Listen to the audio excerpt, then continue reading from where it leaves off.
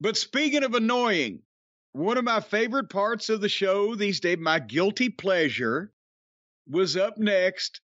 We were treated to another appearance by Skid Row. And this they deserve their name. Come on, they deserve their name at this point. Hit Row. They are a hit. They are great. They let them rap again this time.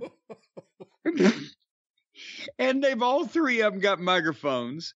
And the girl is talking over them, going, yeah, that's right, or whatever that she's saying while they're trying to make it. But it's just all over the top of each other together. And they got no, the old saying is no rhyme or reason. But in this case, it might be no rhyme or rhythm. Because I'm not a rap expert, Brian. You know more about I like rap. The rap genre than I do. Were they doing it right? It didn't sound like Max Caster. It did not sound like Max Caster. It didn't sound like Oscar from Men on a Mission either. I think whatever talents they have musically, doing them in this setting in front of a live crowd does not display them well. I'm going to put that in the nicest, because I have to think they really do have some talents that WWE saw like, hey, they could really rap. Let's put them together. We'll have our own rap group. Because there's nothing else that makes sense. I think this just isn't the setting for them to... Because also no one's reacting. I mean, usually when if you see Wu-Tang Clan. Who? Again, you don't know rap. But let's say there's 25 people on the stage and multiple people have mics, but people in the crowd may be doing it along with them. So it's just all this big communal thing. When you just have a bunch of people and they're rapping and no one knows what they're rapping and no one's with them and no one's they're walking in different directions. And Flop did it first and then tried to hand it off to what's the girl's name? B-Had? No, stop that. B-Fab. B-Fab. Well, she's worse. She's worse than Flop is.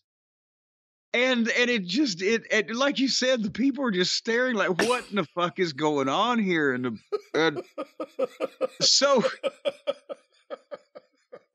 but they do that, and then suddenly the lights go out, and Bray Wyatt's music and lighting comes up, and suddenly they don't do the whole long entrance, thank God. The laughter has stopped.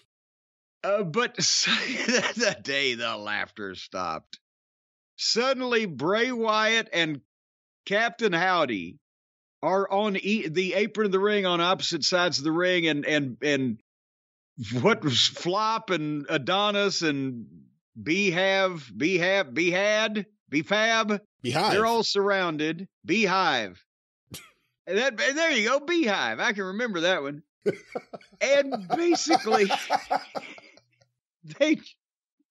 they get in, and Bray Wyatt, they don't even trust Flop to even take a fucking double team. He grabs Flop Dollar and he throws him over the top rope, and Michael Cole insults him on the way out. At least he got over it that time. And then they grab Adonis and they Abigail him, and he lays there in the ring not moving while Bray Wyatt gets the microphone and does his promo. And I don't know why in the world they did not have the guy take the move and roll out, because laying there not moving, it became distracting, fake, and at some point comedic that this guy's not going to even move. He's dead, and nobody's run out there to check on him just because this guy's talking on a microphone. Boom, take the bump, roll out to the floor. You've done your fucking business. Thank you for coming, and focus on the talent in the ring. However, the talent in the ring was Bray Wyatt and Uncle Howdy, or Captain. What is his name? Is it Boy Howdy, Uncle Howdy, or Captain Howdy? You said Captain before, and I thought it's Uncle, I think. It's Uncle. It's his uncle. He's the uncle of Howdy Doody. Well, there's Howdy. Well, and you remember Howdy Doody's wife, Debbie. Debbie Doody? She had no comment on his death. They didn't take Howdy Doody out to personal appearances because they didn't want to damage the puppet. They had photo duty. Seriously, that's what they call them. Photo duty? Photo duty.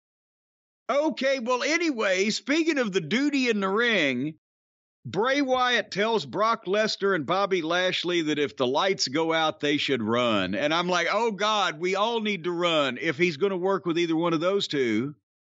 Although I would love to see Brock just throw everyone around that's involved with this. Like one of those Brock meltdowns where he just takes down the lighting rig. Yeah, just fuck it. Yeah, fuck it. I'm done with this. Let me just throw everybody away.